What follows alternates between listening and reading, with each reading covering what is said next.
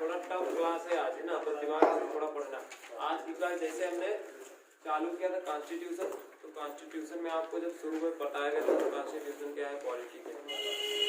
संघात्मक व्यवस्था के साथ संबंध पढ़ाने तो लिखिए संघात्मक व्यवस्था दो प्रकार की। पहले लिखिए इस तरह की संघात्मक में होता है फेडरल। आप अंग्रेजी वर्ड याद करें ज़्यादा अच्छा है, क्योंकि ये दो तीन वर्ड है ना कंफ्यूजन करते हैं। और एक तरह लिखिए एकात्मक।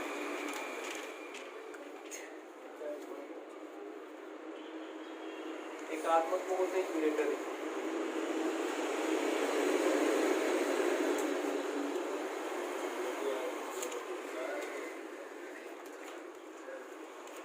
आज थोड़ा मन से पढ़ना, आज की क्लास समझ में आ गई तो आगे कॉन्स्टिट्यूशन है जी, ये पॉलिटी थोड़ा इसमें दिमाग से काम करना।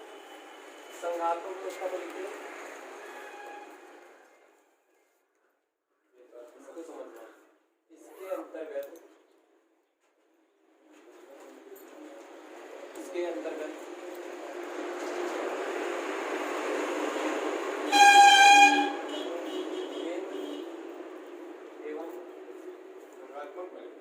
संघात्मक लिखिए। इसके अंतर्गत केंद्र एवं राज्य में केंद्र एवं राज्य के मध्य दोनों में केंद्र एवं राज्य के मध्य दोनों में बराबर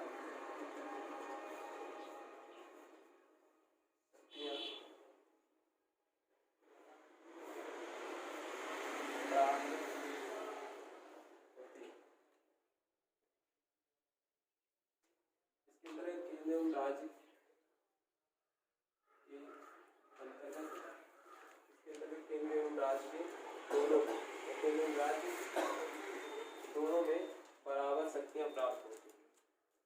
देखिए जैसे ऐसी मिलना, जैसे कहाँ कहाँ आपको देखने को मिलेगा, अमेरिका,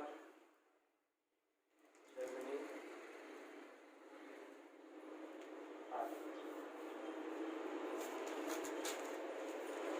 एकात्मक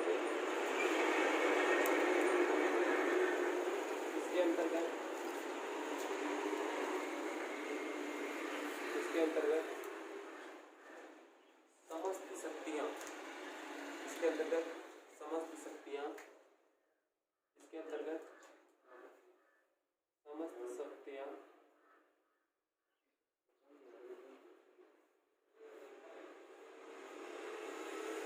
केंद्र में निहित होती है।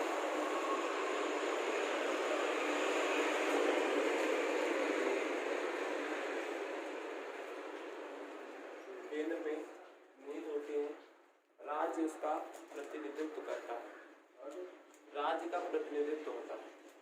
मतलब कि यहाँ पर केंद्र बड़ा होता है, राज्य, और यहाँ केंद्र बराबर होता है राज्य। जो शक्तियाँ जैसे केंद्र को प्राप्त है वैसे ही वहाँ पर राज्य को प्राप्त है। लेकिन जैसे भारत, स्विट्जरलैंड,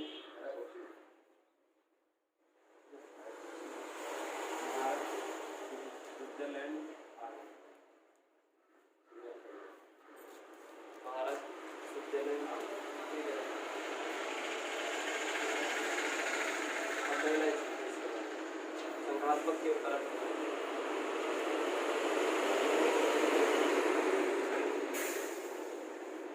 संघात्मक व्यवस्था के अंतर्गत संघात्मक प्रणाली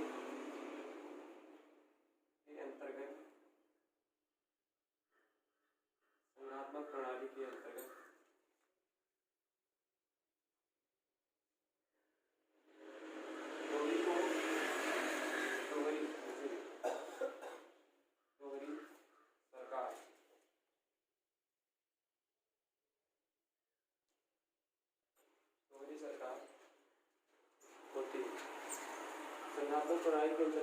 दोहरी सरकार होती है। इसके अंतर्गत देखिए यहाँ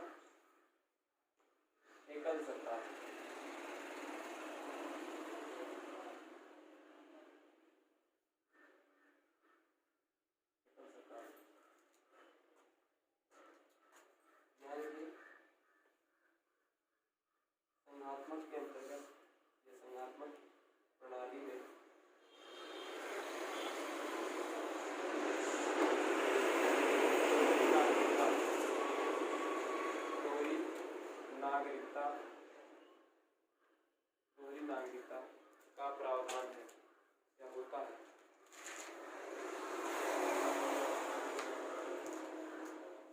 संघात्मक प्रणाली में दोहरी नागरिकता का प्रावधान होता है। यहाँ पर लिखना है एकात्मक में, यहाँ एकल नागरिकता का प्रावधान होता है।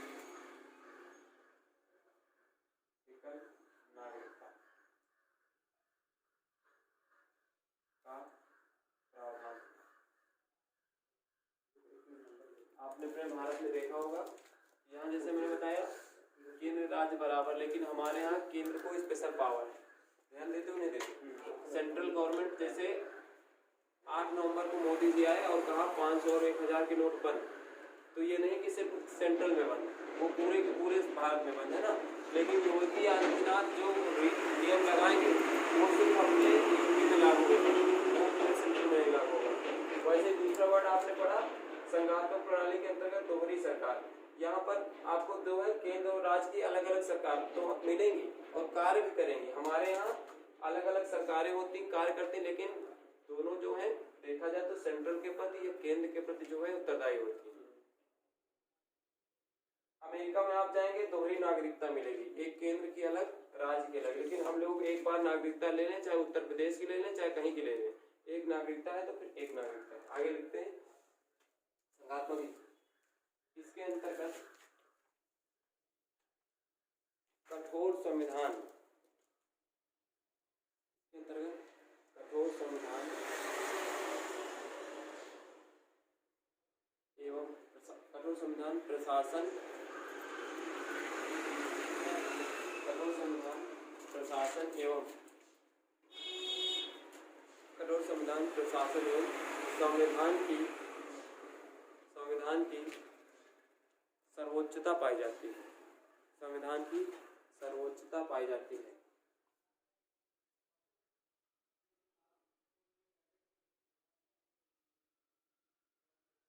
यहाँ पर लिखिए, यहाँ ऐसा होना अनिवार्य नहीं है। हो तो अच्छी बात है, नहीं हो तो अनिवार्य नहीं है। यहाँ ऐसा होना अनिवार्य नहीं। अब आपको एक बार और भी अगर लें तो आपको समझ में आएगा संघात्मक प्रणाली किसे कहते हैं, यूनिटरी प्रणाली किसे कहते हैं। लेकिन हमारे यहाँ ना तो संघात्मक प्रणाली को देखने मिलती, ना यूनिटरी मिलती। हमारे यहाँ क्या, यूनियन। यूनियन मीन्स होता है संघ। यूनियन मीन्स संघ। आपने पहला अनुच्छेद पढ़ा है? अनुच्छेद क्या कहता है? भारत एक राज्यों का संघ होगा, मतलब यूनियन होगा, ये वर्ड यूज होगा। कहीं भी तुमको एकात्मक या कहीं संघात्मक ये वर्ड नहीं मिलेंगे। तो अब लिखिए नई लाइन से, इसका काम हो गया। अब नई लाइन से लिखिए संघात्मक व्यवस्था के अंतर्गत, संघात्मक व्यवस्था के अंतर्गत भारत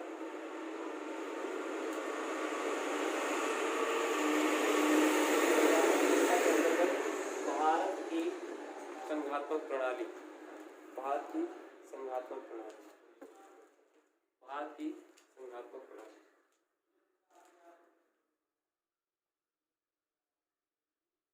अब थोड़ा लिखिए, लाइन से लिखना है, इसका डिटेल लिख रहे हैं।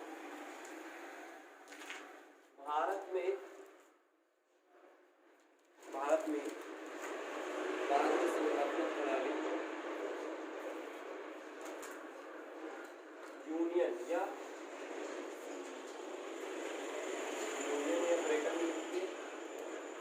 संघ, भारत में संघात्मक प्रणाली यूनियन ब्रेकअप संघ प्रणाली पर आधारित, प्रणाली पर आधारित।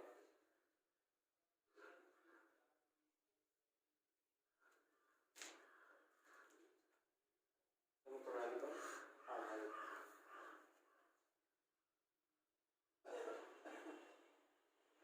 अब ये गाली ले रहे हैं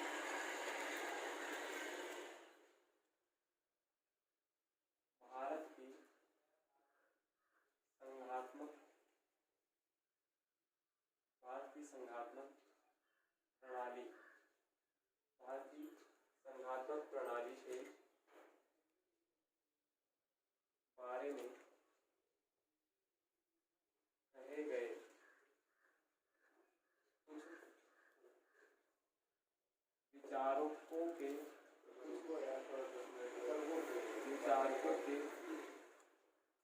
भारत की संघात्मक प्रणाली के बारे में कहे गए कुछ विचारकों के मत क्या है? भारत की संघात्मक प्रणाली के बारे में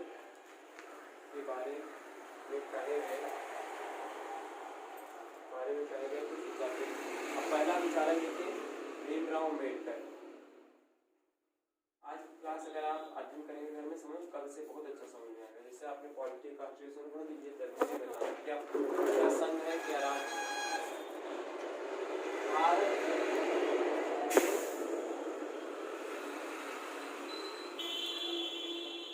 संघ प्रणाली, संघ ब्रैकेट में लिखना यूनियन प्रणाली, यूनियन प्रणाली। ये चीज किसने कहा है? B.R. अम्बेडकर ने कहा। भारत में आप जो भारत में देख रहे हैं संघ यूनियन प्रणाली किसने कहा?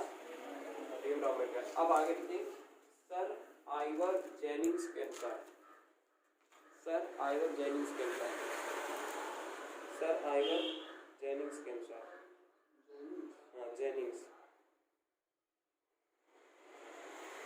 आइवर जेनिंग्स एकात्मक लक्षणों वाला संघ,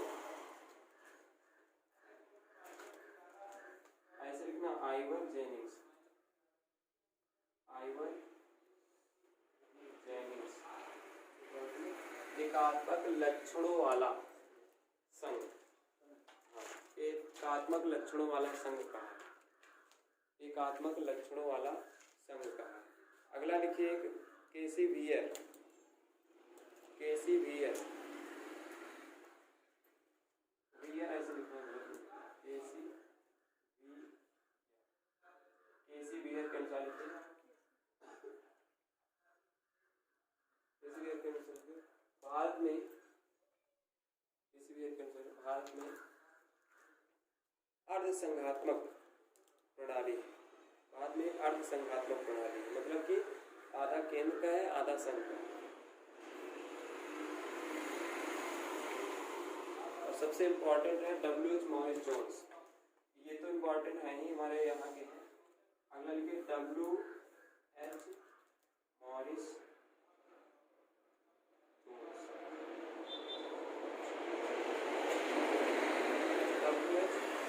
जोन्स, इनके अनुसार लिखिए भारत में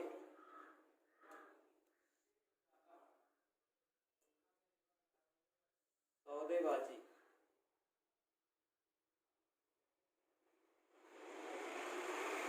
सौदेबाजी या ब्रैकेट में लीजिए बार्गेनिंग, बार्गेनिंग,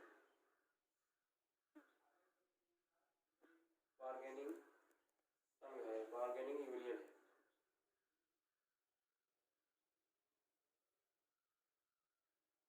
भारत में सौदेबाजी का संघ है या बार्गेनिंग यूनियन।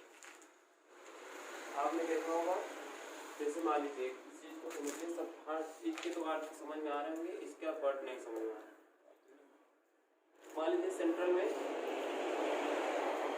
या केंद्र में बीजेपी की सरकार है और अपने यूपी में भी बीजेपी की सरकार है,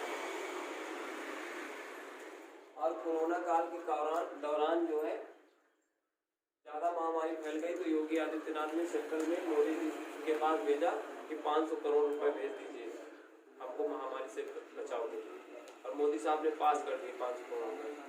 तो ठीक है यहाँ सेम सरकार थी, भेज दिया। लेकिन मान लीजिए सेंट्रल में बीजेपी की सरकार थी और पश्चिम बंगाल में दीदी की सरकार है ना, और दीदी ने कहा कि हमारे यहाँ आपदा आ गई है 500 करोड़ रुपए भेज दीजिए, और मोदी साहब भेजेंगे 500, देखा हवाई जहाज से घूम गया, कहा कि 150 करोड़ रुपए का जरूरी है, 1500 मांगी था 500, ठीक है ना। अब 150 करोड़ रुपए जब दिए तो फिर दीदी ने कहा अरे भैया इतने में क्या होगा, इतनी जनसंख्या है, कम से कम थोड़ा कुछ और बढ़ा दे। तो फिर मोदी क्या कहेंगे चलो 200 करोड़ पास करवा के, जब जनता का प्रेशर दिखा फिर बढ़ाते बढ़े बहुत बड़ा था, मैक्सिमम 250 करोड़ बस अभी इतने में काम चला। तो वही चीज़ जैसे आप दुकान पे जाते कि भैया 25 रुपये किलो टमाटर लगे, 2 रुपये का सेंस लगाओ, 2 रुपये का 20 रुपये 2 किलो लेंगे तो कितने में लगाओगे, तो अच्छा चलो 35 दे रहे हैं। वही चीज़ देखने को मिलती है, बार्गेनिंग संघ देखने को मिलता है। तो आगे लिखते हैं, लास्ट लिख लीजिए, जेनिंग्स हो गए, बीमर में मॉरिस जोन्स हो गए। चलिए छोड़िए, इतना बहुत है ना। अब आगे भारत में केंद्र राज्य संबंध, अभी तक संघात्मक प्रणाली होता है, क्या होता है भारत में केंद्र राज्य संबंध, केंद्र राज्य संबंध, केंद्र राज्य संबंध, केंद्र। अभी तक मैंने संघात्मक व्यवस्था पढ़ाई कैसी है हमारे यहाँ, अब आपको पढ़ना है। प्रकार की कॉलम बनाइए।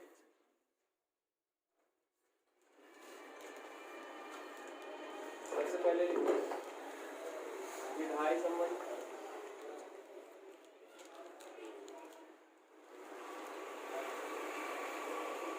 विधायी संबंध,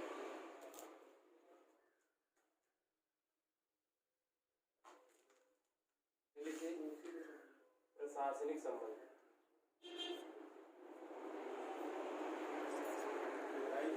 विधायी संबंध, प्रशासनिक संबंध, और एक होता है विधायी संबंध, प्रशासनिक संबंध, और एक लीजिए न्यायिक संबंध। कैसे न्याय व्यवस्था चलती है ना। न्यायिक संबंध आप लिख, वित्तीय संबंध, 3 प्रकार संबंध होते हैं, तो वित्तीय संबंध इससे बना लीजिए। वित्तीय संबंध, अगर वित्त की जरूरत है तो वित्तीय संबंध, न्यायिक टाइम में न्यायिक संबंध, और विधायी संबंध में पहले लिखिए। विधायी संबंध में लिखिए, विधायी संबंध का वर्णन क्या है, भाग 11 में, भाग 11 ऐसे सब में लिखना। विधायी संबंध आपसे क्वेश्चन कैसे आएगा, भारत में केंद्र राज्य संबंध के विषय में विधायी संबंधों को बताया गया है, इनका वर्णन किस भाग में, तो आप लिखिए भाग 11, भाग 11, भाग 11 के किस अध्याय में, अध्याय 1 में 245 से लेकर, अनुच्छेद लिखो 245 से लेकर 255, अनुच्छेद 245 से 255 तक। अब लिखिए प्रशासनिक, प्रशासनिक संबंध, भाग तो सेम है ना, भाग सेम है, अध्याय बदल दीजिए। भाग 11 अध्याय 2,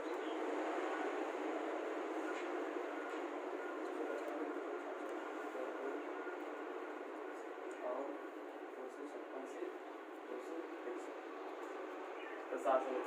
और लास्ट लिख दीजिए, जहाँ भी भाग तो सेम, और अध्याय 2 268 से बीच के छोड़ दीजिए, 268 से लेकर 200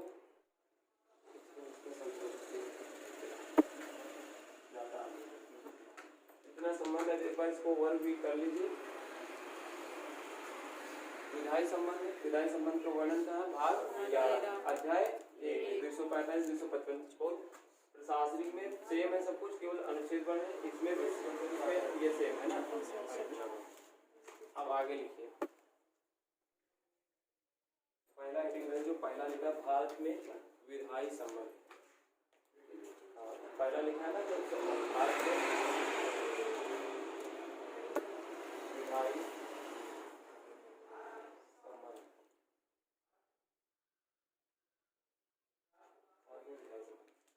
अब देखिए इन्हें दो प्रकार से बताया गया है। ये 2 प्रकार से बताया गया है कि पहला क्षेत्र,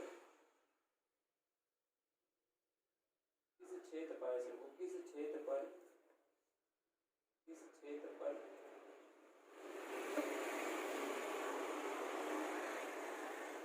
इसका अधिकार होगा, किस क्षेत्र पर किसका अधिकार होगा। तो पहला है क्षेत्र के आधार पर, या किस क्षेत्र पर किसका आधार होगा। दूसरा लिखिए किस विषय पर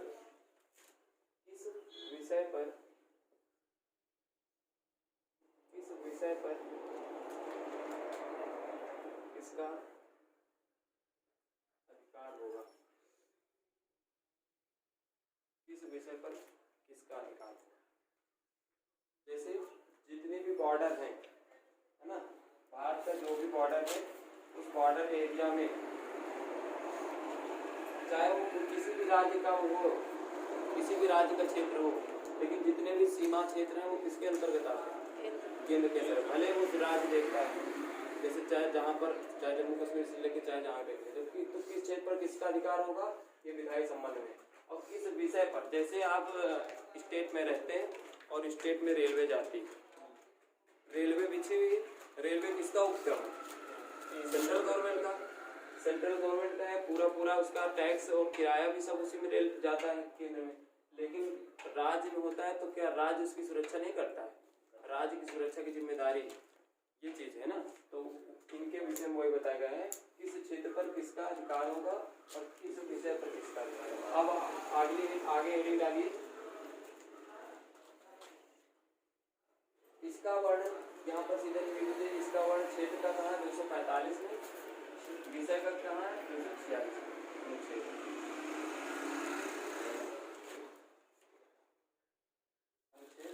245 अनुच्छेद 246। अगर क्वेश्चन में विषय पर, अब आपको विषय पर समझना है, ये चीज आपके अब लेवल की आएगी तो अब हेडिंग डालिए, विषय पर आधारित, विषय पर आधारित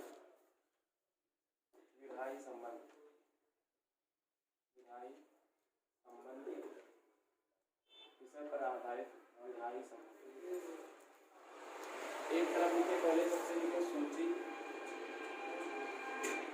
सूची, सूचियां कितनी है, कितनी सूची, संघ सूची लिखो, राज्य सूची। अभी आज देखने दीजिए, सब कुछ टॉपिक में आपके समझ में आएंगे। संघ सूची, राज्य सूची और समवर्ती सूची। समवर्ती सूची तीन प्रकार की सूची, फिर ब्रैकेट बंद कीजिए, मतलब लाइन कीजिए। सूचियां तीन हो गई, लिखो, विधि या कानून बनाने का अधिकार, कानून बनाने का अधिकार, इसी में आगे सूचियां। अब आपसे पूछिए संघ सूची, राज्य सूची, समवर्ती, लेकिन संघ सूची में विधि कौन बनाएगा, केंद्र। संघ सूची में विधि बनाने का अधिकार किसको, केंद्र को है। राज्य सूची में किसको है, राज्य को है। और समवर्ती में केंद्र प्लस राज्य ना, दोनों को, केंद्र और राज्य को।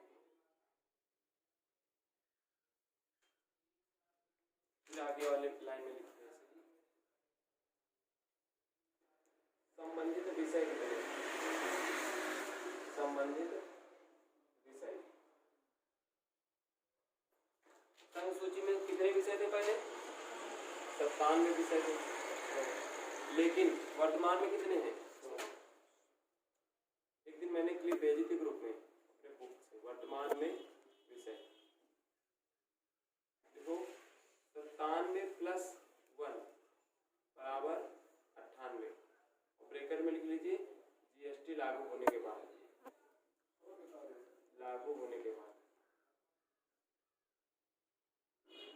अब वर्तमान में कितने हैं, 98 से ना, बीच में 100 हुए थे लेकिन घट गए हैं वो ना। पहले इसमें कितने विषय थे, 65, घट के कितने बचे हैं, 59 विषय बचे हैं, है ना। और इसमें पहले 47 विषय थे, अब कितने हो गए, 52 विषय। यहाँ से 7 विषय हटाए गए, 2 विषय खत्म करके इसमें 5 विषय जोड़े गए, तो 47 5 52 विषय।